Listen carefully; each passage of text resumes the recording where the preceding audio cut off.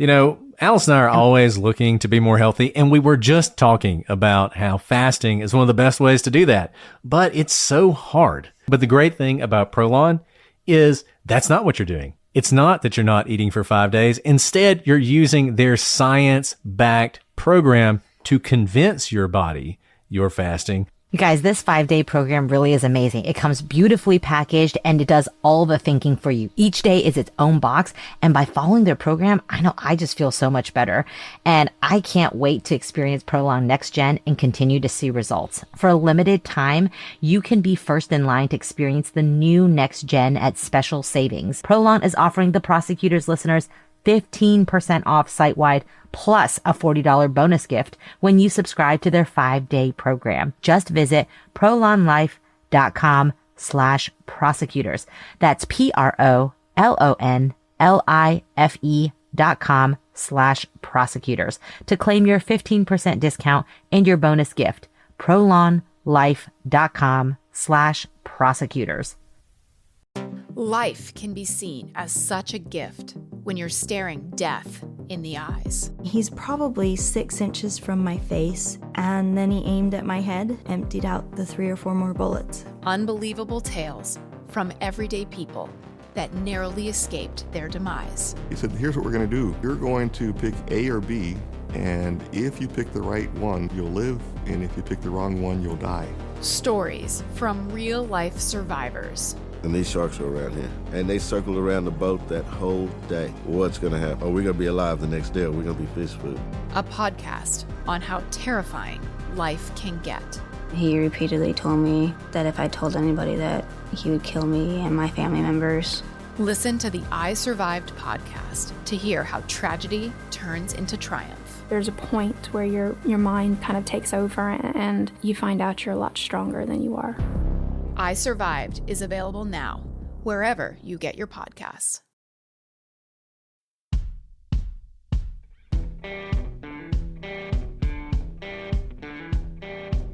I'm Brett. And I'm Alice. And we are the Prosecutors.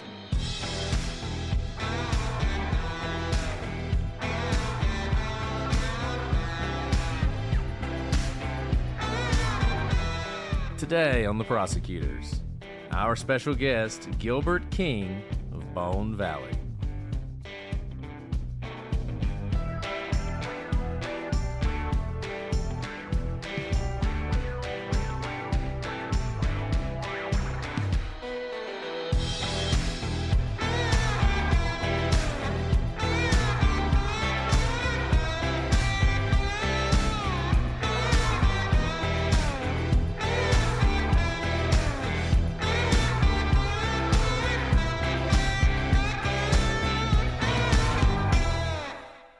Hello, everybody, and welcome to this episode of The Prosecutors. I'm Brett, and I'm joined, as always, by my prize-winning co-host, Alice.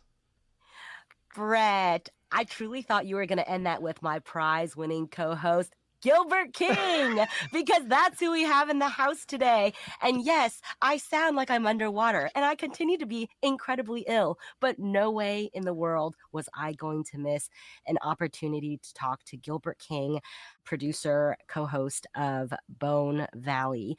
Gilbert, we are just so thrilled to have you on today. Thank you for joining us. Oh, it's absolutely my pleasure. I feel like I've been listening to you guys for years, and this is kind of surreal to be in a conversation with you. So thank you for having me. Well, that's nice of you to say. But, of course, Gilbert is a prize winner, a Pulitzer Prize winner, as a matter of fact, which is pretty impressive. And before we even get into Bone Valley, I do want to hear a little bit about The Devil in the Grove, which is your book that won the Pulitzer Prize. Can you let people know a little bit about that before we dive into what we've been talking about for the last few weeks? Leo Schofield? Absolutely. So this was a case that happened not too far away from Bone Valley, actually, Central Florida. And it's a case of 4 young black men who were wrongfully accused of sexually assaulting a white woman, which is like about the worst thing you can do in the Jim Crow South. And it became this very big case, typically, Jim Crow kind of case where, oh yeah, we know who it is. And they rounded up 4 suspects. But then Thurgood Marshall got involved, and he started the appellate process and started appealing it to the Supreme Court and got it overturned by the U.S. Supreme Court. A new trial was ordered. And then the sheriff took the law into his own hands and decided that he was going to start executing the defendants because he promised his constituency that he was going to deliver justice to these 4 black men. And so when the Supreme Court said their word, he started executing the defendants. And so it's really a deep dive into that case. And I'll tell you what's really kind of terrifying about that was that, the book came out, didn't really do very well at all until it won a prize, and everybody started paying attention to it again. People in Florida like, what? How did we not know about this? And it got some like momentum. And ultimately, he was Ron DeSantis at the time, was running for governor. And there was some media pressure. And he actually said while he was on the campaign, if I am elected governor, that's going to be one of the first things I take care of when I get into office. And I remember thinking, wow, that would be surprising. But I think it was like his second day in office. He called a clemency meeting and he actually pardoned the Groveland 4 and they reopened the case. And so I turned over all my files to the Florida Department of Law Enforcement. The state attorney called me into his office, said I needed to see your files. We're going to go through this and vet it. So when you guys said that you were going to take up Bone Valley, that was kind of the same feeling I had. Was like, here are these prosecutors, now they're going to be looking at all my work. And it's terrifying to have somebody actually go in it with a fine tooth comb and really look at everything.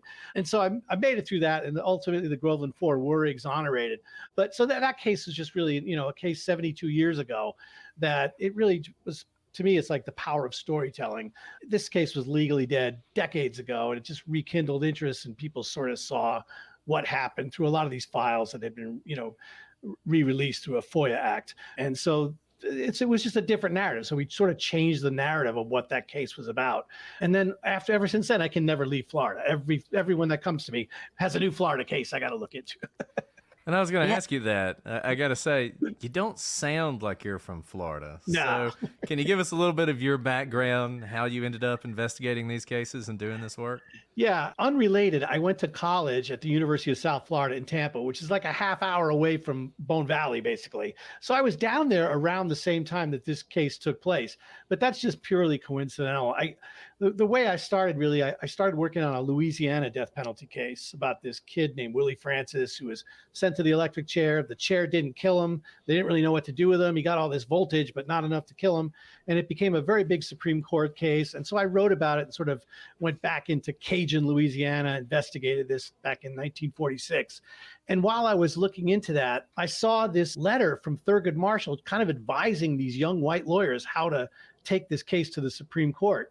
And I just thought to myself, like, what is Thurgood Marshall doing involved in these death penalty cases? I thought he was like just landmark civil rights cases, first black Supreme Court justice. I had no idea that he was like riding around on trains, taking on these death penalty cases. And so I said, I'm going to look into that when I get back. And when I got back, I went through all his files and I found this Groveland case that was just one of the lawyers from Florida was like, Thurgood, this is the scariest case we've ever been involved in. The Klan is everywhere. They're trying to kill us. They're chasing us out of court. And these guys were terrified. And I remember thinking, what is this? I've never heard of this. And so that's when I started looking into it and realized that nobody had really written about it before. That's incredible. I mean, truly incredible that you just started digging. And, you said that you turned over your files and your work has truly created, you've moved from just journalism into the world where it affects the storytelling that you're doing. And we're going to get into, of course, Bone Valley and Leo today. But was that your aim when you entered into journalism, to affect change in the real world, or was it just a story tell? And, how do you bridge the gap between those two? Because many people are just journalists or just activists, and they don't bridge the gap as you do. Wow, I haven't really thought about it that way, but that's a really interesting point. I would say that I started doing this just trying to tell the stories.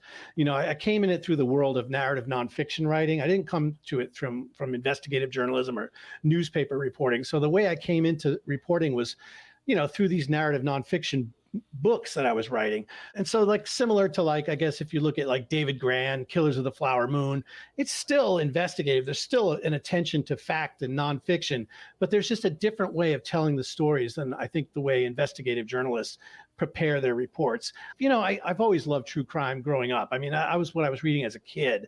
I mean, just being fascinated by The Count of Monte Cristo and, Papillon, these stories of wrongful convictions and, adventures. but I was also reading a lot of true crime stuff with my mom. Basically, we were big true crime fans.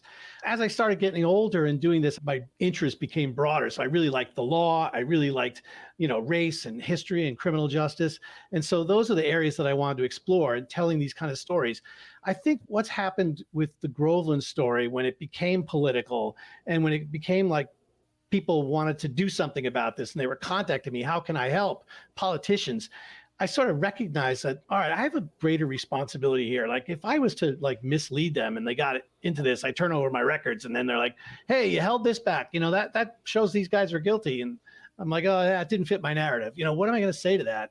And I heard you, Alice, talking about, I guess, bias and your own reputation. Like if you got potentially exculpatory evidence come across your desk, you're not going to risk that. You're not going to just go forward with that. And Brett, I know you're the same way. This is something that you take really seriously. Just turn it over and take your chances with it, and you can see those little things. I remember one time I was working on Devil in the Grove and I had about 90% of it written. And I'd been trying to get the NAACP files, which are private. They're not something you can do a records request in. And they wouldn't give them to anybody. And I persisted over years and they finally relented. And they said, okay, you can go down there in the Library of Congress. You can go down there and look at those files. We'll give them to you. And I remember getting on the train the next day and realizing, oh man, what if they tell their lawyers in the middle of this thing that they confessed and they need help? And my whole story is written. I remember thinking like that was terrifying. But unfortunately, it didn't turn out that way. But you can imagine how that would happen. Like you see something in those files and wow, now my whole story's gone. What do you do then? And so I get to the one thing you learn is like, I don't want to get involved in a story where that could happen to me. I want to be really confident in the cases that I take on. I mean, I'm sure most of the people who are listening to this have listened to Bone Valley, but for those who haven't, how did you get involved in Leo Schofield's case? Yeah. And this is an interesting story because we sort of start the podcast out with this story because it is unique, but I do a lot of book talks. I get invited to state attorneys' offices, judicial conferences. This was a judicial conference in 2018. I was still out really doing a book tour. And so they invited me to talk about my last book. When I got done, I was signing books and one of these judges came up to me. It was all judges. And some of them were pitching stories about cases that they worked on that they wanted, hey, you should write about. But then this one guy hands me a business card, Scott Cupp. And it just said, Leo Schofield, his prison number. It said, not just wrongfully convicted, he's an innocent man. And I remember, what the hell is this? I went out to dinner with some public defenders that night. I said, hey, what do you make of this? This judge handed me this. And they all passed it around. They said, this guy's a sitting judge. They're not supposed to do this. That's, there's. Wait, Gilbert, he didn't preface it. He just passed you this card. He just passed me a card and kind of motioned to call him. And I'm like, that night, I'm like, what is this? First of all, I'm really skeptical of everything. Even a judge, to me, it's like, it's still Florida, like anything could be wacky, you know what I mean? And so I was like trying to get some opinions on this. And these public defenders are like, wow, I'm really surprised the judge gave you that. And it came to the last guy, and he was from Polk County where this case took place. And he said, I know this case. You should call him. And that was the thing that sort of perked me up. Like, all right, this is not some crackpot judge. I didn't think he was anyway. But, it kind of made me think definitely worth a call. And so that's how it started. I got back to New York and I talked to him and he was trying to tell me about the case. And I frankly remember saying like, look, I'm in the middle of a book. It's going to take me a couple of years, but I'm really interested in this case.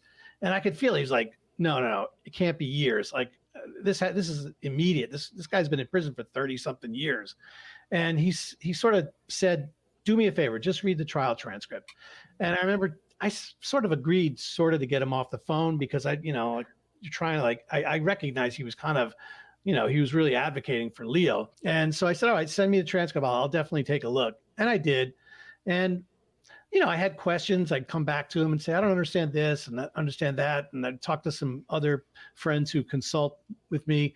And, the case seemed really interesting. One of the things I thought, though, was that the case really doesn't become spectacularly interesting until it kind of changes on its head 17 years later when you have this potentially new evidence that is revealed. We'll talk about that, I'm sure. But, up until that point, I hate to even say this, but it kind of felt like a routine wrongful conviction. Like, oh, this could have went either way. I don't know. Definitely make a case for it. I could definitely tell that the prosecutor, John Aguero, was a much more persuasive and effective lawyer in this trial. And I could see, even though sometimes when you're reading these things, you don't see the case in court, you can still kind of feel the emotion of it and feel how someone's power exists, in the entire trial. And I definitely got that sense. But still, ultimately, it seemed to be, there's some witnesses who may or may not be mistaken. It didn't really get really interesting until 15, 20 years later, when you get this revelation about this new evidence. So that, once I started asking questions about that and looking into that, that's when I started to really be interested in pursuing this case. At that point, I think I was pretty convinced that Leo was innocent and that Jeremy Scott was the one who's responsible. So then you no longer had the couple years I'll work on it. Did you, No. did you rearrange your schedule? How did you do that? Honestly, there was a time in 2019 where I knew I had a writing fellowship at the New York Public Library. I already committed to that. It's like a 9-month fellowship, and it's a really great, prestigious fellowship at the Cullman Center. And I knew I had to be back at that at September. So I thought the only way I can really look into this case, and I originally thought out that I was going to start out writing a long form article. That's what I was thinking. I listened to podcasts, but it was not on my radar. And so I thought, I'll do a long feature, maybe for something like the Marshall Project, and just do a long story about Leo's case. But I knew that I would have to be back in New York in September. So I had like 4 months to really investigate. So I said, I'm just going to go down there and basically move down there and just investigate this thing. And I had just hired a research assistant to help me with my book, Kelsey Decker. She was the one, it was her idea that basically said, I said, Kelsey, I got a couple things going on here. I got to finish this book. And then there's this case that just came in about Leo Schofield. And she was like, well, that guy's still in prison. That's the one we should do. Let's pivot to that. And I thought, oh yeah, that kind of makes sense. Like, this guy needs it more than the other one's history. I can come back to that later. So that's what I did. I just decided to put my book on hold. I'm embarrassed to admit that it's 5 years later and I still have not written that book, but I plan to get to that at some point. It's marinating this whole time. It is. It's just getting better in my head, right? There you go. It's just getting better with time. It's aging like a fine wine. Exactly. Really quick on Kelsey. She also did a phenomenal job on Bone Valley. So that's incredible. I was going to ask you how you decided to go the podcast route. And this was your first podcast. Is that correct? Yeah. So, you've done storytelling in multiple mediums in different ways. How did you find the podcast world's ability to either reach a different audience, same audience, or move people in a way that may have been similar or dissimilar to your long form writing? Yeah. It's really interesting because I can tell you that, usually I'm doing these old cases from the 40s and 50s and like everybody's dead. So I'm just looking at documents. I'm not hearing voices at all. And it's a little bit dry. You can still create scenes with dialogue from accounts and testimony, but it's not quite the same. And I recognize we went in to see Leo a couple times. It might've been the first time we came out of there. He was such a good storyteller. He's got that, New England accent, which kind of is like, that's Florida in a nutshell. You're getting all sorts of accents. People are from everywhere, and the Deep South included. And so there's something very Florida about this New England guy stuck down in Florida. But he was a really good storyteller. And I just remember thinking like, wow, this is really powerful, like his words. And it just sort of sprung from that. I think it was Kelsey's idea too. I think she said that we should do a podcast instead of just working on this long form. And she'd been much more familiar with podcasting, not as a worker, but as someone who listened to them. And so I was on board. I'd listened to a few and I said, these are really powerful. And I think, maybe it's a different audience, but there's something immediate about it that I really, really love. And I have to say, like, as a writer who's used to just writing out quotes, to hear people's voices crack, like, those are moments that you sort of, they're more emotional than anything you can read in a book when you can hear somebody struggling with something. And obviously, like, Jeremy Scott was the perfect example of that. So just listen to him talk about torment and this overwhelming blanket that's been hanging over him for all these years. You can feel it in the way he speaks.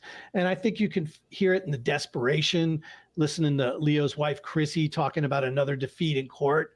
Those words I think would be poignant on the page, but when you hear them and you hear these voices cracking, you can sense the urgency. And there's just something really powerful about that. Let me ask you this, going back to something you said earlier. One of the ways we described Bone Valley is it has an agenda. And I don't mean that in a negative way. I just think you went in convinced, didn't go in, but at some point when you decided to do this podcast, by the time you decided to do the podcast, you were convinced Leo was innocent, and you wanted to convince other people that Leo was innocent, and you wanted to do it by presenting the evidence that you thought was compelling. How do you balance wanting to do that with, there's always going to be stuff on the other side of the ledger. There's always going to be stuff that makes the person you think is innocent look guilty. That's, probably wouldn't be in prison otherwise. How do you balance sort of wanting to push that agenda with ensuring that you're not leaving out the stuff that might be negative for the subject of your work? Yeah, and that's a really important question. And it's something we talked about a lot in this case, particularly when you're talking about the very beginning of the state's case, where they start with this, bad character evidence that they just present. I think it was 21 witnesses straight, and not all of them testified about domestic violence. Half of them, I think, just testified about his temper, punching walls and all that stuff. And, as you know, what should have happened in that case was that the state attorney should have filed what's called a letter of intent in Florida saying, I plan on presenting this kind of case involving that 404 evidence. And, then there's a negotiation. You guys described this really well in the podcast, better than I'm doing right now. But usually the defense will come in and say, that's a bit overkill. That's risking something. Can we just narrow it down to maybe 3 witnesses who talk about domestic violence and maybe 1 about the temper, and they come to some kind of agreement by that. But that never happened in Leo's case. Jack Edmond did not object to any of this. There was no letter of intent. So those first 21 witnesses really defined the trial. I think it really sunk Leo. I think I've had judges and prosecutors, people that I consult with, and who all said the same thing that you guys said, like the trial was basically over at that point. You could not like Leo hearing all of that. And so what we try to do is sort of present the state's case. One of the things, we didn't want to get involved in, and this you could see it once you start down this road, what was going to happen. I talked earlier about this case doesn't really become something that really interested me until it gets to a post-conviction relief stage. That's where the case that was the question we were trying to get to. Why is Leo Schofield still in prison when we have a known killer who lives in the same neighborhood, who's forensically connected to the crime scene, and he's confessed multiple times? That to us seemed to be about, but we had to also cover the state's case. I think one of the things that comes up in Leo's case is this domestic violence, and it is hammered on by the state. And so we felt like we owe it. We have to do an investigation in this. And we did an investigation. We talked to a lot of people who didn't make it into the podcast, some of the closest people to Michelle, the victim in this case. And what we were finding in the investigation was that there is the potential now to pit family member against family member with their recollections of this. We were also finding that sort of what you pointed out in some of the police statements that people gave were slightly different than what we were seeing as the trial testimony.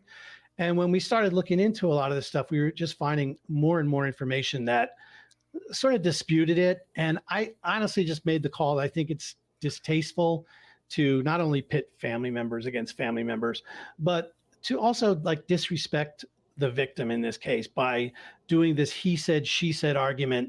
I think there's probably nobody more disappointed in the fact that we didn't go into that in detail as we should than Leo, because I think Leo was trying to tell us all along, some of this stuff just did not happen. At one point, the prosecution brings a witness in who says that Leo got so angry one time, he started stabbing his leg and was bleeding everywhere. And Leo describes this. He said, I told Jack Edmond, let me pull my pants down in front of the jury. There are no scars on my leg. That did not happen. I don't know what is happening here. We started looking at, there was one particular incident involving a headbutt that apparently knocked Michelle out cold. They thought she was dead or something like that.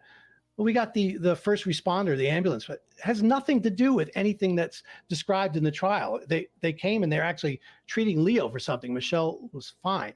And so how do you reconcile that? So ultimately, we came down to believe, after all this research and work that we did, was that we thought it was entirely possible that the prosecutor, John Aguero, who was kind of manipulating some of the testimony with his major witnesses, including Alice Scott and the LaFoons, it's very possible that he was also doing this with some of the bad character witnesses. And I tracked down one woman who's mentioned in the trial just to ask her what it was like talking to John Aguero when he was trying to get her to be a witness against Leo. And she said, all I can tell you is he had a temper, but I never saw him do one thing bad. And she said he put so much pressure on him, saying, "You don't understand. Michelle's blood was all over that trailer. He slit her throat from ear to ear and came this close to decapitating her." And these were the kind of things that he was saying to witnesses.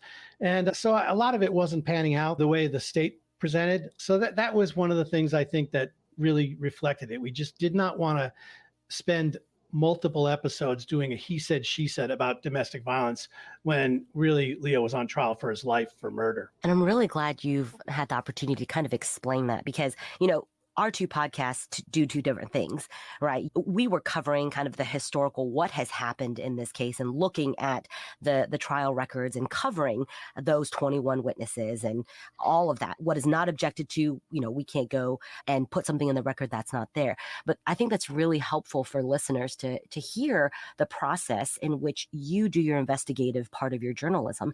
And you also have to make kind of moral choices in terms of how these podcasts and what goes into these podcasts will affect real people's lives, because this is not a historical case from the 1940s. People are still alive. Leo is still in jail. Michelle still has family who are alive and love her and miss her.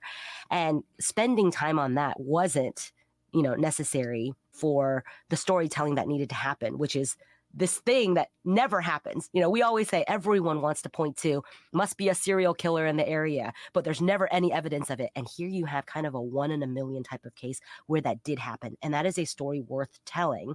And before we move on from this, because there's so much substance I'd love to ask you about, I held off on listening to your latest episode. You had an update episode with Leo, I think, as he's preparing to hopefully finally be granted parole.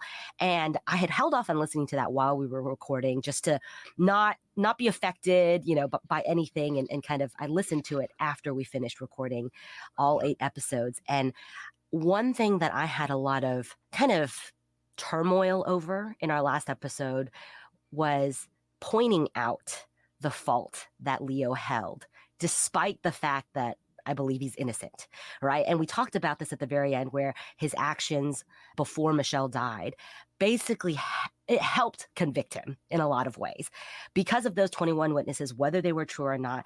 And I felt a lot of turmoil with that because it's difficult to paint humans as these complex characters. If someone's been wronged in such a massive way, serving, 35 plus years in prison for a crime you did not commit, being called your wife's murderer when you did not do that. I mean, those are just things that can never be erased. Those are hard enough, but humans are not black and white. And so when I listened to your last update episode and I heard Leo say those exact words, that he'd been doing so much introspection, and how when he went to this new center, one of the things they were supposed to do is admit to their crime, right? Yeah. Say, I murdered my wife. And he was like, I can't do that. I can do everything else, but I cannot tell a lie. And his own introspection into not just playing the victim, but recognizing his own actions before Michelle was killed. And the kind of person he was then is not who he wanted to be and not who he is now. And it was such a full circle for me to hear his own words say that, because I didn't hear him say that before we recorded the episode, and there's no way he heard us say that, of course, because this was recorded back in December, or it was released in December. So I just want to note that your choice is to essentially have humanity towards the people still involved in this case is noted, and something that every journalist has to decide. But also, it wasn't lost on Leo, which for me was very, very meaningful. This message comes from Greenlight. Ready to start talking to your kids about financial literacy? Meet Greenlight, the debit card and money app that teaches kids and teens how to earn, save, spend wisely, and invest with your guardrails in place. With Greenlight, you can send money to kids quickly, set up chores, automate allowance, and keep an eye on your kids' spending with real-time notifications. Join millions of parents and kids building healthy financial habits together on Greenlight. Get started risk-free at greenlight.com/Wondery. Bombas makes the most comfortable socks, underwear, and T-shirts. Warning, Bombas are so absurdly comfortable you may throw out all your other clothes. Sorry, do we legally have to say that? No, this is just how I talk, and I really love my Bombas. They do feel that good. And they do good, too. One item purchased equals one item donated. To feel good and do good, go to bombas.com/Wondery and use code WONDERY for 20% off your first purchase. That's BOMBAS.com/Wondery and use code WONDERY at checkout. Ryan Reynolds here from Mint Mobile with a message for everyone paying big wireless way too much. Please, for the love of everything good in this world, stop. With Mint, you can get premium wireless for just $15 a month. Of course, if you enjoy overpaying, no judgments, but that's weird. Okay, one judgment. Anyway, give it a try at mintmobile.com/switch.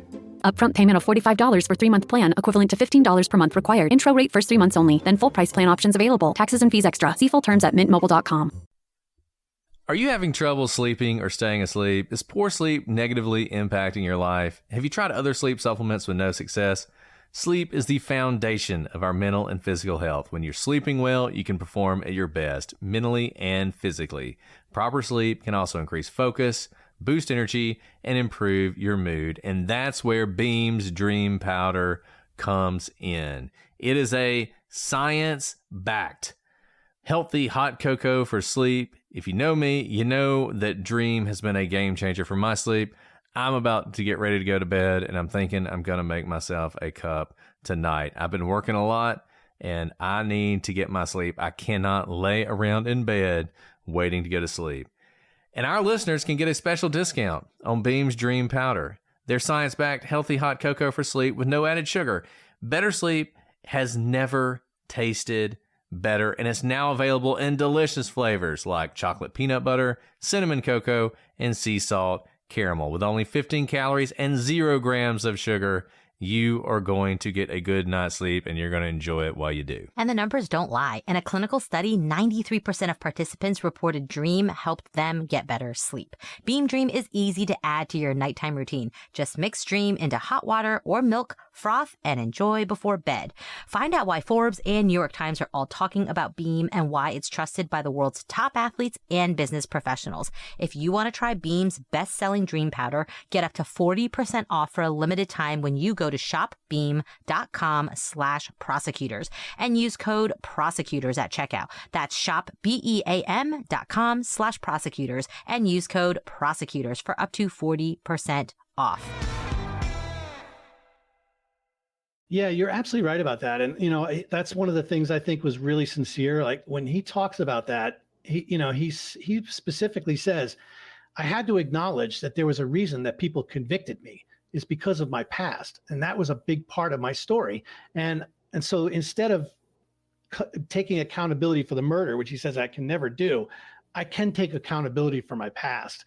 You know, and it's one of those things like you hit the nail on the head. You know, Leo's a totally different person now. You know, obviously he's in his mid 50s now. I'm not interviewing the 20-year-old Leo. You know, he's a totally different person. And so that probably plays a big part because everything I'm hearing from Leo is definitely more mature. I'm not seeing him punch a wall in the middle of my interviews or any of that kind of stuff. And so that was, you know, something that we considered. But I was surprised to hear him actually say that because I was wondering how he was going to do that because they really do expect everybody to come in and take accountability. And, you know, obviously 99 point whatever % of people come in that program are guilty and are admitting their guilt. They've pled guilty or they're admitting their guilt now in order to get through this process. So it's unusual in this program to have someone who's maintaining their innocence. And we were very curious how Leo was going to do that and take this accountability. And I think you heard pretty much what he's probably been saying in those workshops. One thing that I really appreciated that you did, there are, and you can correct me if I'm wrong on the number of siblings, but there are 2 brothers that stand out for Michelle. There's her younger brother or the younger brother. And I think, if I remember correctly, he either spoke or wrote a letter in support of Leo and now thinks he probably was wrongly convicted. Yes. And I think a lot of people would have just focused on him. And obviously you guys talked to him and you do focus on him more.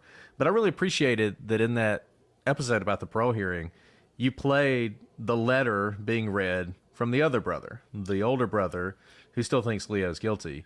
And I thought that was a really sort of honest thing to do because it would have been very easy for you not to do that, but you did it anyway. And I thought that was a testament to, as I said, you do have something you're trying to accomplish here, but it's not as if you just hid all the bad facts for Leo, or that's not even a fact. It's just sort of an opinion of one family member who still thinks he's guilty.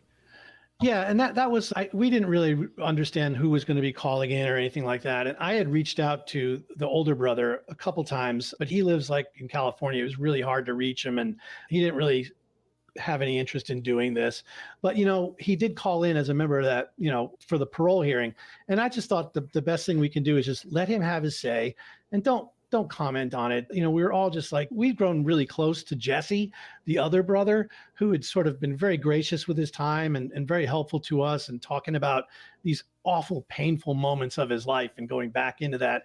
And, even though Michelle's father, David, didn't want to talk to us either, always in the back of our minds, like, we just don't want to hurt them and do anything more to damage them. And that was our biggest concern. And so I felt, the case, I felt like it's so confident that it's also very complicated. People can have two sides of the story. And, I think, when Jesse says, hey, when the guys in the suits show up and tell you what happened, you definitely want to believe them. And I think that is the case. He was kind of too young, so he didn't have those conversations. He didn't learn about this until much later and started to believe that, Leo was wrongfully convicted. But, thank you for saying that. It really, that stuff never ends with us. We're always aware of that. And we've always tried to maintain those relationships with Michelle's friends and family members, and just try to explain what we're doing and give them the opportunity to talk to us if they want or not. So I knew that you were listening to us as we were recording, and I can't tell you how nervous I was. It didn't change what we had to say, but just because I really respected the work that you did in Bone Valley. In fact, I recommended your podcast well before we started recording. When someone asked, I think, nice. What was a podcast that, you loved last year? And I said it was yours. But now's your chance. You heard our theories. Not the people listening today will have had access to the latest episodes, but obviously the live feed hasn't had all of them. You heard our theories, and I would love to hear, way more than we do, because we never talked to any of the witnesses in this case. We read, cold hard records, which is very different than speaking to people. And tell us what we got wrong. You didn't get anything wrong. I can't find a single thing. I mean, even Brett said you did some correction about the Linda Sells thing, but you were so close. I just thought you're going to come back when you do the timeline and correct that. So it didn't feel like a mistake to me. I didn't see anything wrong. In fact, the opposite's kind of true. I picked up things that you were talking about that I had not noticed or had slipped through me. And I'm going to admit to something that no one will ever admit to, but I believe I had some tunnel vision myself in certain areas of this case. One of the areas was, at one point, I just realized that everything on the timeline that Alice Scott was talking about just didn't lead anywhere. It never got you closer to Leo. That's what I felt. And so when I started learning about more and more about some of the things that she was saying and trying to fit that in the timeline, I kind of blocked out a little bit and just said, all right, that's not getting me closer to where this case needs to be. And you guys brought up something, I don't remember which episode it was, but you guys brought this up, and it was about the timeline about when Leo and his father left Vince Raynor's house to go look for Michelle, and how they would have had to find Michelle really fast for the timeline to work, for Leo to show up in the Mazda with Michelle and be seen by Alice Scott. And the point you guys made was something I never considered. Like, if they're out there looking for Michelle and suddenly they find her, of course, Leo's father is going to go back to Vince Raynor's house and say, oh, we got her. Everything's all right. Because for all they know, the police are out there looking, and they're not going to do that. But that's not what happened. And so when you brought that up, I was like, oh, that's another one of those things. And this is one of the things that comes up a lot in this case. Whenever there's something new, like that's revealed to me, whether it's from you guys or something that I learned, it never really points to Leo. It always points away from Leo. And that just was happening over and over again, where you find something new and you go, oh, and that doesn't help the state at all. And those are the kind of things that were happening over and over. So there was a couple instances where you guys were talking about I wouldn't say they're minor details, they're really important details about the timeline that you guys went far beyond what I would have done. And I was just learning from it as you go. Another thing, and this is another thing that came up, and I actually talked to Leo about this the other day, because he asked me about it. And I said, I think it was Alice, I think it was you that brought something up about Leo's demeanor being very consistent before the time that the state said Michelle was dead and afterwards.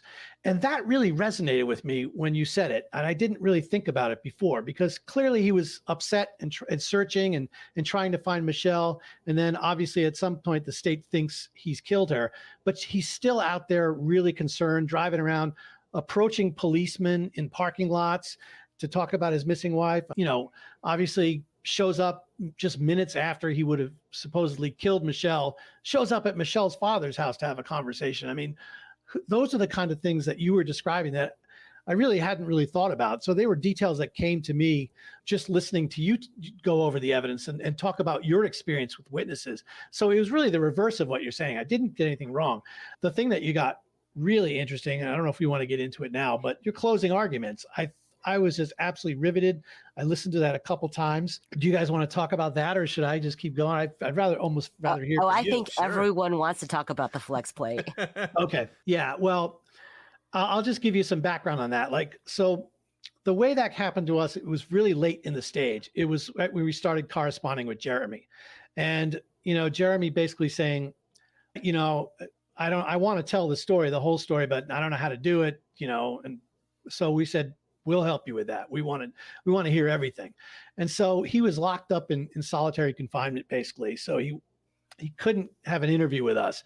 And so I just started asking him questions. Do you mind talking about this?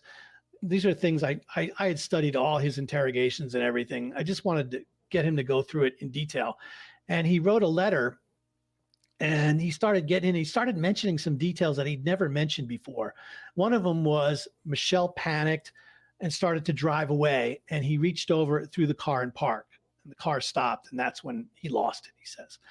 To me, it's like, we never got an explanation for why that car was broken down. Like, I saw what happened to it, but I don't know why that happened. A cracked flywheel. That's what it said in the report. And so that was just something I thought in the head, like, maybe that is what screwed up the car. I'm a New York guy. I don't know anything about cars. So I did what we did. Found an expert, a Mazda guy, a classic Mazda guy, who walked us through it. And he said pretty much exactly what you guys said, talking about that flex plate. It's not the flywheel, it's the flex plate. And it's really hard to crack a flex plate. It would have to be something to do it. And I'm sitting there listening to this, but then listening to you is exactly what you guys were saying. And so that was really, really powerful to me. But there was one thing I wanted to show you, because, I don't know if this happens in a lot of true crime podcasts, but for me, it's like when we learn something new, a lot of times the best resource we could go to was Leo himself. And so when we got that letter from Jeremy saying, that he threw the car in the park, I said, let me ask you something about how that car runs. And Leo wrote me this letter back, and I just want you to read it, just to hear it so that you can tell. This is from July of 2021. And right after I told him about what Jeremy said about throwing the car in park. Hi, Gilbert. I wish you could feel the intensity of my energy when you ask questions like the one about the flywheel. Let me say this much here. I learned about the flywheel being damaged from the FDLE crime report, probably the same one you were referring to. That little fact is another thing that was totally ignored all those years ago. Simply put, no one seemed to care about details like that. The Mazda was nearly perfect. There was nothing wrong with it before Jeremy did what he did. And for years, the flywheel was a mystery, even to me. I know quite a bit about car mechanics, having learned much from my father. I knew even back then that there were only so many ways a flywheel can be cracked. So with no details, I was left to try and fill in the blanks. But the flywheel didn't allow for much. When I learned through your investigation what Jeremy actually did with the car, i.e. slamming into park while Michelle tried to drive out of that area, that piece of the story became fact for me. That's exactly how to damage a flywheel. And he says, it's almost the only way to do that kind of damage. And then he says, now here's my question. How does Jeremy know to even say such a thing if he didn't commit the murder? Likewise, the $10 she had left after getting $3 worth of gas out of her $13 in tips she made that day. Coming from Jeremy, I'd say those are pretty significant details that are hard to sweep under a rug. Here's another question. Would the state ignore all this from him if I did not exist? Would they say he was lying and refuse to charge him even though his confession aligns with known evidence? What prosecutor would like to go on record and make that claim? And if such a prosecutor would admit that they would charge him, well, I've raised my reasonable doubt according to the law. This case is pathetically sad all the way around and beyond frustrating all these years. Thank you, Gilbert. I look forward to seeing you, Leo. So Leo was onto this too way back then. And I'm almost ashamed to admit the reason we couldn't get into it is we had these kind of two conflicting reports from these two mechanics.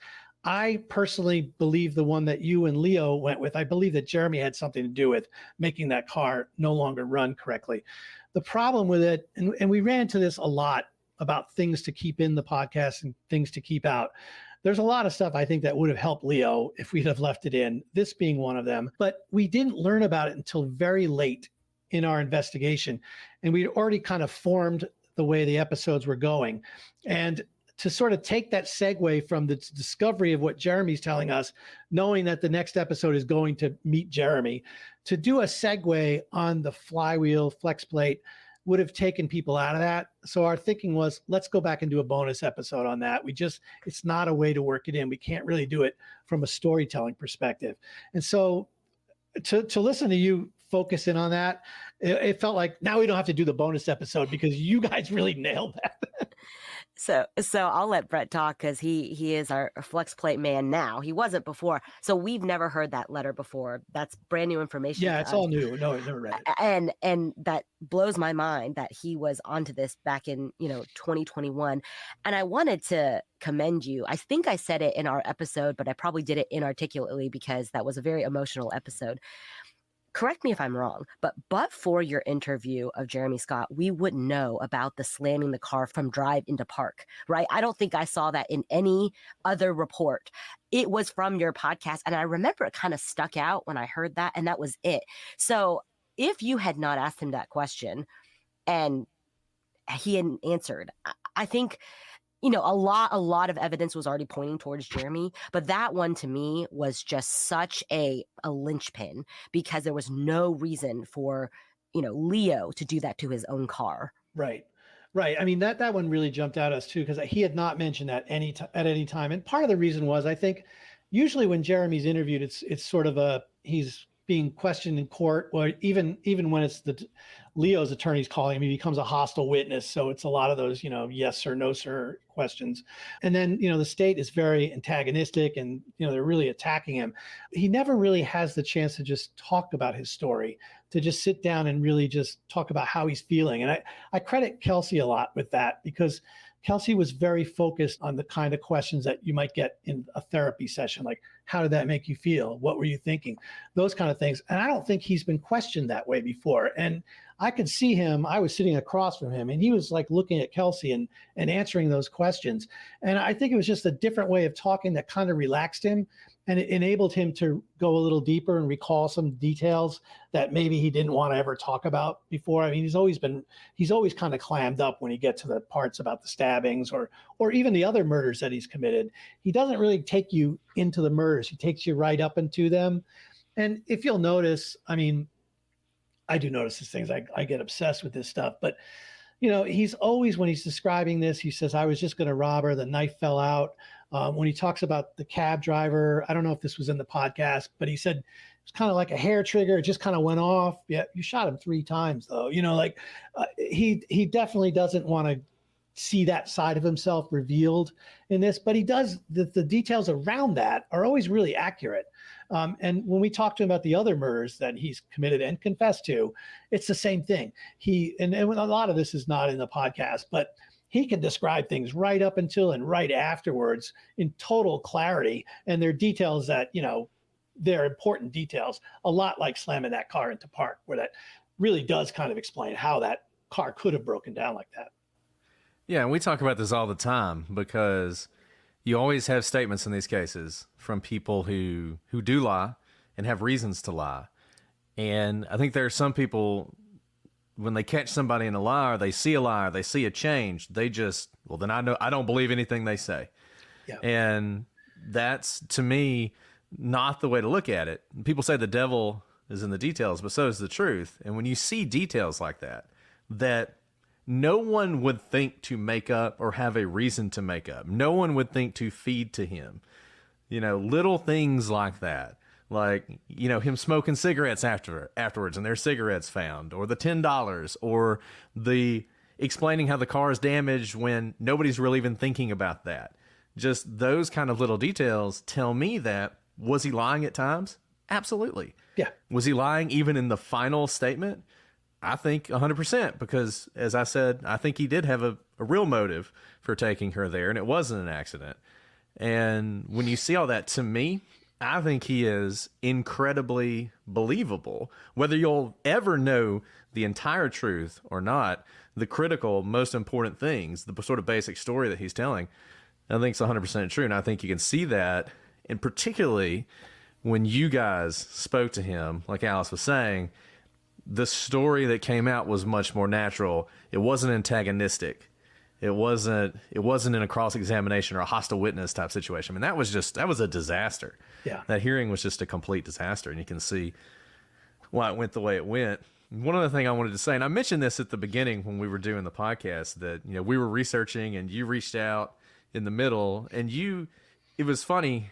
And I'm just curious what you were thinking in this whole period, because, you know, we would talk to you. We saw you at CrimeCon, and I would say, yeah, we're still looking into it. Not sure. Don't know yet. Don't know how we're going to go. And you'd be like, oh, that's fine. That's fine. And then I would send you an email and I'd be like, hey, is this a manual or an automatic transmission? And I wouldn't even tell you why. I would never give you a reason like why I was asking you these questions. Do you have the autopsy report? And you would just send it. Wouldn't ask me why I wanted it or anything. And I was constantly impressed by that. And the whole time I'm like, man, it's gonna suck when we come out and say he did it. We're gonna have like this whole issue. But then, you know, when we get to the end, and obviously things worked out. But I'm just curious, as this whole process was unfolding, what were you thinking as we were sort of getting ready to do this? Yeah, I mean, I'll tell you, and it's a testament to you and my having listened to you all the time, is that I knew how careful you were. And I wouldn't be confident handing this over to anybody. You know, I really would not be confident, but I've listened to your show enough. I'll give you an example, like what you just mentioned about Jeremy, telling the truth sometimes, not telling the truth. It's very lazy and easy to just say, well, he lied that time, he's not credible, throw it out. I mean, maybe that's a threshold in that holds true in court, but, you know, I'm doing something totally different with the storytelling of the case. So to me, it's kind of like the way you look at, when you look at, you know, the Adnan Syed case, you look at Jay Wilds. I mean, clearly not always truthful, but can you look at the reasons why he might not be truthful at times and separate those from the things that he's saying that are really pretty powerful? And so that's the way I want it. I was hoping somebody would have the discipline and the legal training to go in and look at this stuff with a little more thought than I think some people would do this. So when you guys, I mean, to me, it's like, I've been listening to your show for years now, and I love the detail that you get into, because I don't think there's a lot of podcasts that can go into that kind of depth and speak from experience from a prosecutor's side. I was just excited that you would do it. I was very confident in this case. I have consultants that I look at all the time, and they're not just like the Innocence Project people. I have like friends who are judges and prosecutors, and I want to look and hear how they think about this stuff. So when I found out you guys were going to look into this, I knew your reputation, and I knew how thorough you are and thoughtful. And I had no problem with it. I was excited about it. By the way, that's such journalistic integrity right there, right? Like, you just have to let it go. But thank you for sharing so much of the resources that you worked very hard to gather. You made our job a lot easier by sharing those. I mean, you really didn't share your thoughts at all, right? You were not trying to sway us at all, which I couldn't believe it, because I would be micromanaging all the time. I'd be like, how are you going to come out? Really, just give me a hint. I just need to know if I need to take some medication to deal with the stress or not. And I was stressed. I'll give you some. I was stressed because I also knew that you guys were really sharp, and I knew you were going to find stuff that I didn't see, and that terrified me. So wow, no. So thank you for allowing us to cover this case and to be so generous with all of the, you know, firsthand things. Now, one area that we may have disagreed on, you know that we thought that likely we would have voted to convict at the original trial before everything we found out about Jeremy Scott later on. And, you know, the things that were really problematic at trial, other than those 21 witnesses about his character, the LaFoon's testimony and Alice Scott. And I know you kind of described having a little bit of tunnel vision of wanting to just dismiss Alice Scott, but, you know, those witnesses and really Alice Scott, you know, did you do much work into kind of figuring out what was going on there? You know, she really was, I think, a huge reason that he was convicted. She put the timeline there. Obviously, her story changed, but Jack Edmond really did not do as much of tearing her down in cross-examination as he could have done with some research. So I'm curious to hear about your thoughts on Alice Scott, and then kind of tangentially the Laffoons, who I think were influenced by Alice Scott. Yeah, those are the witnesses. I think when I got to the reading the transcript for the first time that I really paid attention to, and one of the things I found like really disturbing from this case was that the way Linda Sells was handled in this case, she was allowed to get up there. She was called by the state, and she was allowed to tell a story without a particular date.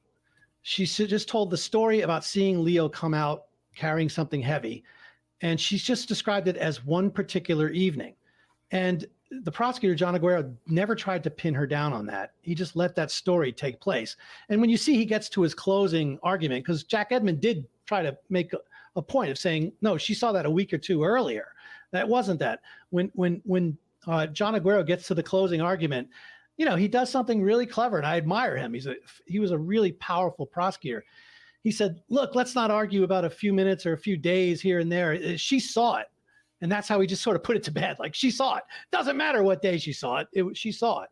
And to me, it's like, I thought, like, this guy also in his closing, he kind of disparages Jack Edmond. He says, you probably heard a lot of names you never heard before. That's because Jack Edmond doesn't have the right names.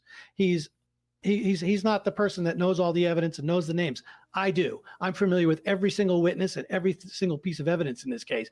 And he kind of puts Jack Edmond in a box there by saying he's not reliable. And so it enables him to tell the story of, like, I'm the credible one.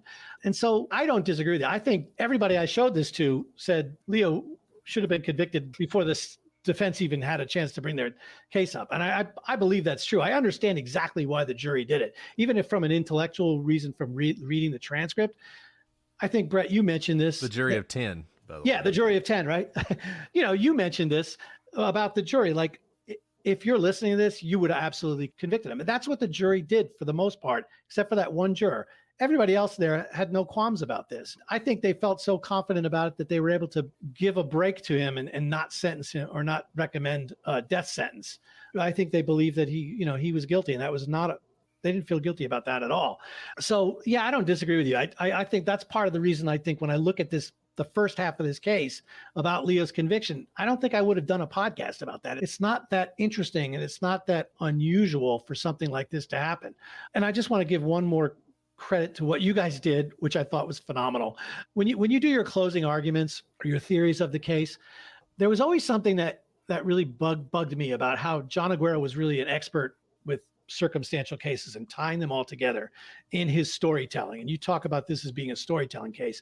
And one of the things John Aguero does really effectively is, I think the journalist called it the 12 days of Christmas closing. And so it's basically like, if you want to believe Leo is innocent, you have to believe that his next door neighbor who just happened to see him carry a body out on the night she disappeared. And he goes through all of those coincidences. You're going to have to believe that it was Leo's father who found the body himself from a vision from God and all these things. And it's powerful. And I always thought, boy, it'd be really interesting to hear somebody do the reverse of that, the 12 days of Christmas, as to why, Leo was innocent. Jack Edmond didn't do that, but you guys kind of did. I thought you brought up a lot of things that really reflected that strength of that prosecutor's argument and brought it to the defense side. So I thought that was really, really interesting and really well done. And, I'll just say one other thing. I go around and I do a lot of public speaking about this. And a lot of times it's public defenders' offices, but a lot of times I go into prosecution offices. And I always say this especially to the young prosecutors, like, no one's ever going to come in and write a book about a case that you stopped cold because there weren't the facts to go forward with it, because there's nothing heroic about that. That's just prosecutors doing their job, and you're preventing a miscarriage of justice before it gets off the ground. And I cannot tell you how that resonates with people. People talk to me all the time, young prosecutors coming up and saying, this stuff matters to us. We care about this stuff. And so I just always like to mention that, because sometimes I think you get pitted on, the defense attorneys, the public defenders are the heroes of every story, and the prosecutors are the bad guys from the state or using all that power.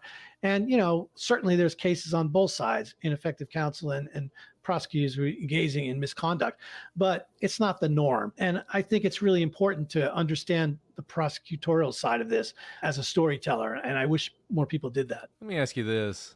Well, first of all, did you have an opportunity to talk to either Alice or the LaFoons? No, the LaFoons had passed away a while ago. I did talk to Ricky Scott, who was Alice's husband, and also to Linda Sells. They didn't want to be on the air. I think, it's caused some family strife and all that stuff. So they didn't really want to engage back in it. But they did both tell me that they stood by everything they said in court and to the journalists. They stood by the story. I absolutely believe that Linda Sells saw what she said she saw. It was just on a different date. This is hard for me to say because I can't really prove it, but a lot of the stuff that was happening in this case was happening in John Aguero's office away from police. And so it doesn't make it into reports a lot, but that's where I see the most glaring evidence that all of a sudden comes into view, and it's stuff that was gained in the office. I think that there may have been a conversation between John Aguero and Linda Sells where Linda Sells, she stuck to her story on the stand when Jack Edmond questioned her. And she says, I'm not saying it was the same night. It was a week or two before Michelle disappeared. She was pretty adamant about that. I think there was probably an incident, and I can't prove it, where Aguero said, all right, just tell the story and don't say what date it is. And you can see he lets her get away with on one particular night and never follows up with it. And I think there was that kind of confusion. There's another thing that the LaFoons said, which kind of got me very suspicious. And this was another one. 15 months after Michelle is killed, they go into Aguero's office at the suggestion of Alice Scott. And it's a very brief police report. And they don't really mention the specifics that they get into in trial, but one of the things they say in the police report is saw Leo's car on State Road 559. That's where the car was found, 7 miles away from this. That's not really in an area that they would have been delivering newspapers on. That's way out rural area. So I think that information probably came to you like you suggested, Alice. Alice Scott was the busybody telling people about the case. Oh, you got to talk to the LaFoons. I'll get Aguero, talk to the LaFoons. She set that up. And then the LaFoons go in there and tell maybe their story. I think maybe I did see Orange Mazda, but they say it in the wrong location in the police report. It's at the spot the Mazda was found, which was not helpful to the state. And so by the time she testifies, she sees that car at the dump site. And so that's changed again. And so those are the kind of things that just make me feel really suspicious. These are things that are not said to police. It's just mentioned in a summary of a police report. Okay. Leo Sr. Oh. Leo Sr. has been probably the most discussed person on the gallery, on Patreon, people who are watching it. People are very suspicious of him. And I think even though Jeremy Scott seems like the guy who did it, Leo Sr. still draws a lot of suspicion, both because of his other crimes and obviously the finding of the body, the message from God, all that stuff. Your thoughts on Leo Sr.? Yeah, there was one thing I remember thinking, when I started talking to Leo, one of the things is if you're going to help me with this story and I'm going to take on this case, you can't mislead me because I don't want to waste time doing that. And if you're not going to tell me the truth, then I can't trust you. And I remember thinking, if he misleads me, I'm kind of done with this. I just don't want to play those games. I'm not going to go into a case like this. The only thing I thought of that was interesting was if I thought that Leo Sr. had some kind of involvement in this, then it becomes still, I think, an interesting story anyway, that we have Leo Schofield Jr. in prison for a murder that perhaps his father committed. And that's still a dynamic and interesting story that I would be curious to get to the bottom of. The problem with it is we just started investigating and talking to people and there's just nothing that connects him to this murder. And there's just nothing there. There's no witnesses that saw anything like this, like a car or anything. And he's not a stealthy guy. This guy is a mess. If you read his testimony, he's a mess. He can't keep his story straight.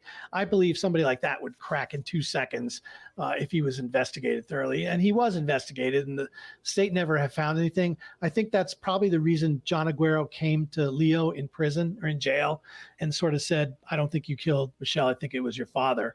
That's an interrogative technique to see what can happen where it could go from that. And it's also, as you mentioned in it, at one point when Leo finds out that his father is arrested for molesting an underage person, this is up in Massachusetts. He's like sitting in jail now, and he's like, if you know anything about my father and can you please tell me? And don't tell them I asked you that, but I want to know, like, what else did you learn about my father? Because he's trying to piece it together. He became pretty convinced that his father had nothing to do with it.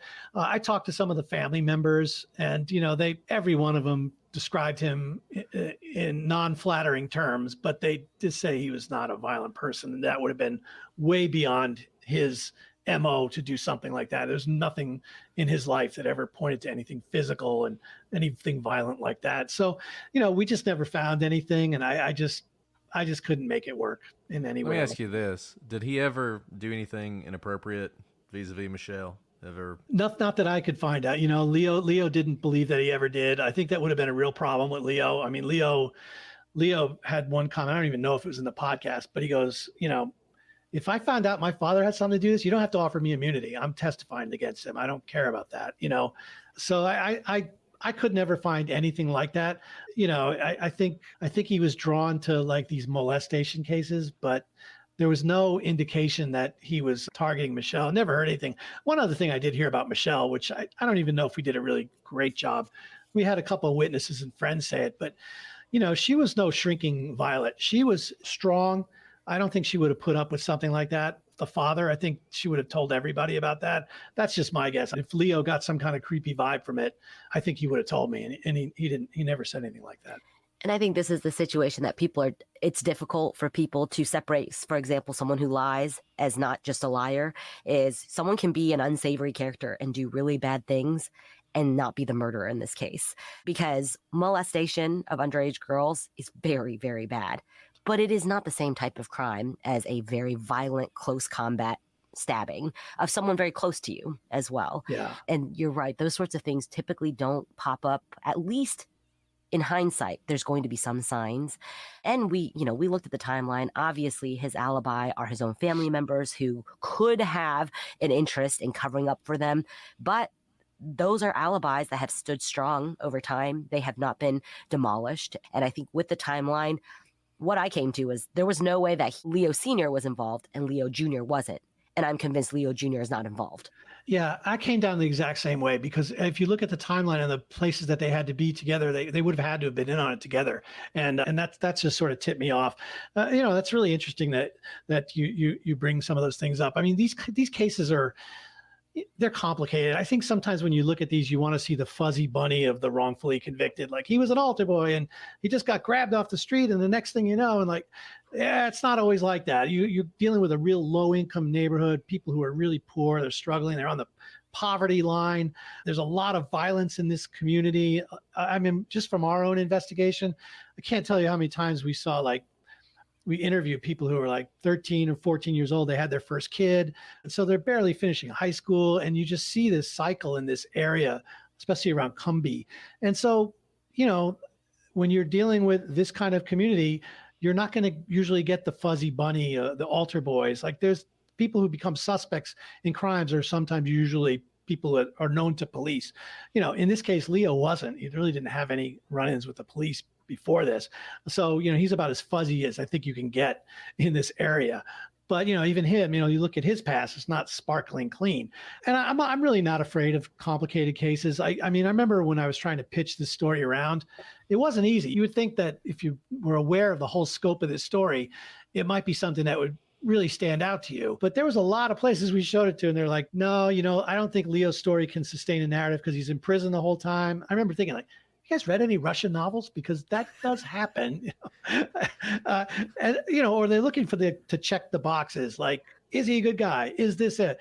And then you have Leo Sr., who's this, I call him a red herring. That's not a really great phrase for him, but he does sort of divert attention, and he's a suspicious character. And so he's in the story. I got to deal with him too.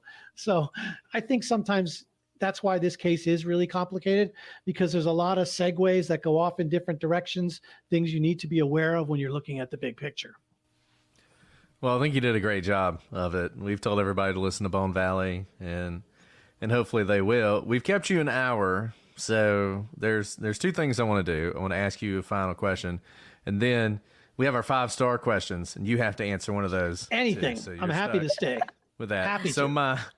my last question is going to be a 2-parter. Number 1, is there anything else you want to say about Bone Valley or Leo or anything? And number 2, if you have any future projects you're working on you want to talk about, feel free to share those as well.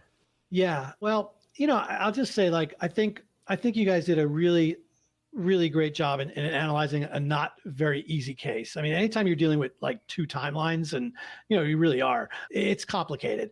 But I think you guys cut to the heart of what this case was about, and it was really what I was trying to do. I think I say this, sometimes people say, "Well, you're advocating for Leo's innocence," and I feel like, when I look at it, I feel like I'm actually trying to advocate for the state holding Jeremy Scott responsible for the murders he committed.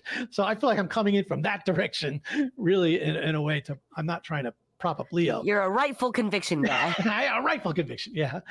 But, I think once you get into this really deep, you start recognizing, like, all right, I 100% believe that Leo is innocent, wrongfully convicted. And so, like, if I have politicians asking for my files or asking me to testify before a clemency board, like, it sort of takes you out of that journalism realm a little bit and into this advocacy side. But, for me, I'm not changing anything. These are the facts. This is my research.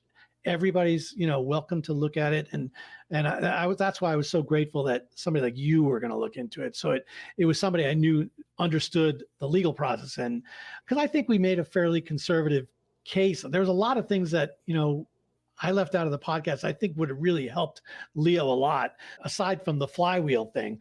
But there's just some other things that came up. We just couldn't find a way to do it because of a lack of audio. So some parts of the trial we really wanted to go into, but it's going to be me reading back testimony, and like it doesn't work on a storytelling thing. If you have tape, sometimes maybe you can do it. So like there's a lot of areas that we sort of left out.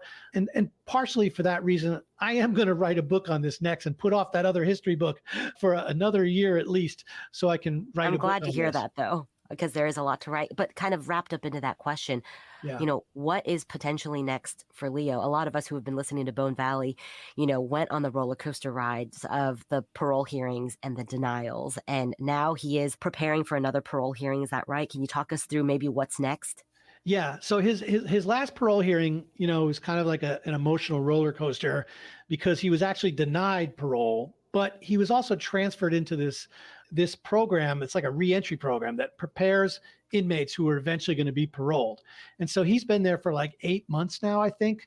He's gone through all the program. You heard him talk about it, like some of the things he has to do about accountability and just go through all these steps and getting a driver's license, all these things that sort of lead to it. He's going to be up for parole in March. He'll have another hearing that'll probably be scheduled for sometime in April. And I would think at this point, he's kind of glided through the program and done really well. As we sort of suspected, he ended up teaching some of the classes, because he has this reputation. 13 classes, he said? That's crazy. I know, he's overextended himself. Bit of an overachiever, I'd say. Yeah. But he really does love the work. I think what he wants to do eventually is to go back into the prisons and to work and probably work somehow with this program or a similar program that's like that to present. But I think what's very likely to happen is he'll come up for parole. And I think, since he's gone through the program so well, I think he probably will get paroled, and then he'll be sent to a halfway house somewhere, probably Tampa. And I don't know how long he would stay there. And they would, again, just prepare him for eventual freedom. But, the thing is, in the eyes of the state, he's still a convicted felon. So he's still serving his sentence, basically, in a lot of ways. And he doesn't have the kind of freedom that you would think. And so there are some people who have come on board. And I'll just tell you another thing. I don't think I mentioned this to you, or you would have even known it. But one of the men who testified for Leo in the last parole hearing was Senator Jonathan Martin, who's the chairman of the Criminal Justice Committee for the state of Florida. And he listened to the podcast and reached out to Judge Scott Cupp. They started talking about it, and because they'd known each other from past. And he's a big car guy. And he mentioned the flywheel. That was the first thing he said to Judge Cupp. He says, when I heard that flywheel, I knew it was Jeremy. Wow. Yeah. And so he's got Jonathan Martin, who's sort of in his corner now, who's, advocating for him. So I think, he's got some really important people that really want to see justice corrected. And I will say this on behalf of the state of Florida, because I do spend a lot of time looking at these kind of cases, and sometimes it feels like I'm beating up on the state, but I really do feel like the state of Florida is able to recognize some of these gross injustices from the past, and they do actually correct them in the cases that I'm familiar with. And so I give them a lot of credit for, maintaining that, the integrity of the courts and the judicial system is important. And if you see something that you can either correct, maybe you're not going to bring people back to life or give them back their freedom if they're passed away, but you can at least correct it officially.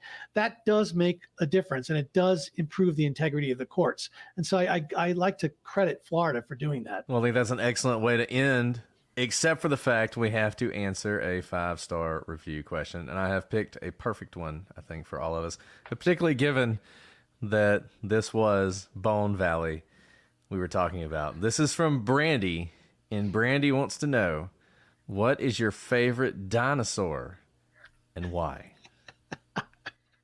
Oh, man, this is a killer, because I would talk about Bone Valley and talk about all the bones that were being found. And I remember just Kelsey reminding me, like, there's no dinosaurs in Bone Valley. They're all sea creatures. Oh, my goodness. So there are megalodons and giant sharks and all these things, but there were no dinosaurs in there in Florida, believe it or not. So, but my favorite has to be the Brontosaurus. I don't know why. Nice, peaceful, vegetative dinosaur. Okay, that's a popular one. What about you, Alice? Do you have a favorite? Well, Gilbert, Brett and I both have small children, so our lives are filled with dinosaurs, and I'm constantly being told how I mispronounce every dinosaur name. It's very humbling to have like a 4-year-old tell you don't know the English language, which I guess I don't. But I'd have to say right now, Ankylosaurus, because when I step on an Ankylosaurus toy, it's the one with all the spikes on its back. Oh my God. It emits noises that should not be heard by young children. That's great. I have to say my daughter's favorite is Triceratops, which is always a strong choice. I'm very basic when it comes to dinosaurs. T-Rex, Tyrannosaurus Rex, always going to be my favorite. Can't beat the king, so I'm going to go with him. He does have tiny arms, though. He does have little arms. Yeah. All right, Gilbert. Well, thank you so much for joining us. This has been amazing. Really glad we got to do this. Can't wait to see what's next for you. And hey, maybe one day we can work on a case together. That could be fun. I would love that. I get so many ideas listening to the cases you come up with. Many of them I've never even heard of before. So I just find them fascinating. You let us know. We are huge fans of yours, truly. Well, and it's so refreshing to see your different perspective as well, because we kind of bring different things to the table. Yeah. And I thank you not only for just having me on, but I just thank you for putting in all that work to go through all those records and reading the transcripts and just caring about getting it right. I just feel like I can't thank you enough for paying this kind of attention to this case, because it's rare what you guys do, and I really do appreciate the time you spent. Same goes for both you and Kelsey and Bone Valley. For those of you who, I don't know who out there hasn't listened to Bone Valley, but you need to run to anywhere you get podcasts and listen to all of Bone Valley. And I'm hopeful that if there's news about his parole, that you'll also update us either there or on your Twitter. Is that right? Absolutely. You'll definitely be knowing about it. I promise you that. Good. I hope to hear good news soon then. Will we see you in Nashville for CrimeCon? I hadn't committed to that, but I you never know. I loved it. I had a great time last time. I really met so many really interesting people, and it was the first time I'd ever gone before. So when is it? In the summer? It's in May now. Oh, it's in May. Okay, they're back. They changed. It's a little. Yep, that's right. Oh yeah, I think I'm not going to be able to make the May one, but I definitely hope to see you back there at another one, because I really had a great time. Absolutely, but we'll be there. So if you're out there and you want to go to Prosecutors, 10% off. There you go. Yeah, there you go. Okay, well, this has been awesome. You guys know how to reach us. I'm not gonna go through all that stuff because we got Gilbert here. But Gilbert, you know how this goes. We gotta sign off. So you're here. You're a guest. You have to sign off as well. Next week we'll have a new case. It's close to Florida. We got to do sort of a weird one before we get into our next big one. So I've already picked it. I can't wait to see what everybody thinks. But not exactly in Florida. Close to Florida. That's gonna be my hint. But until then, I'm Brett. And I'm Alice. And I'm Gilbert. And this is the Prosecutors Podcast.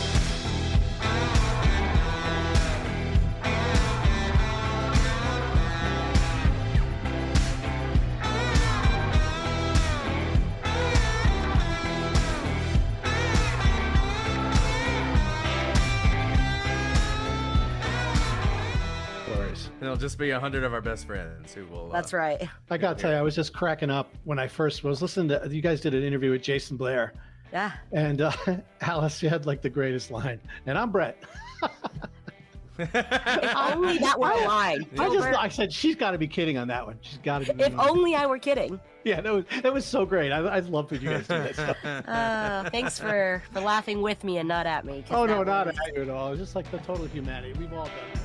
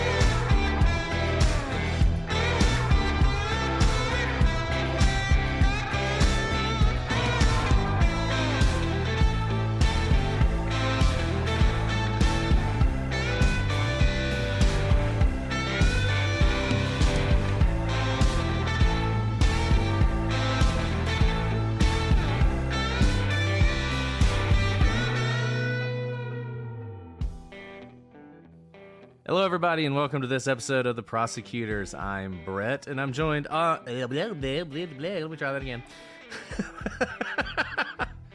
See, I'm just so nervous. Already off to a good start. So nervous. Already off to a good start. Okay, let me try that again. Okay.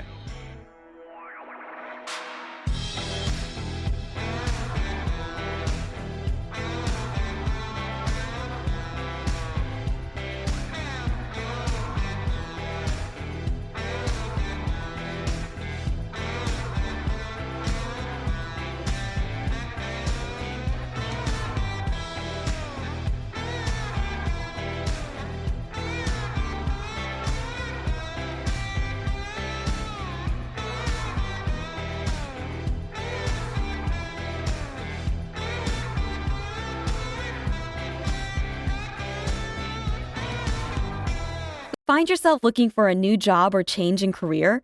Monster.com is here to help. We are not only here to bring you job postings, but also AI interview prep and salary tools, expert career advice, and top-notch resume services. We've got everything you need to land your perfect job fit. Discover the magic of finding the ideal job with Monster.com. Your future starts now. Visit Monster.com today. Your next job opportunity is just a click away.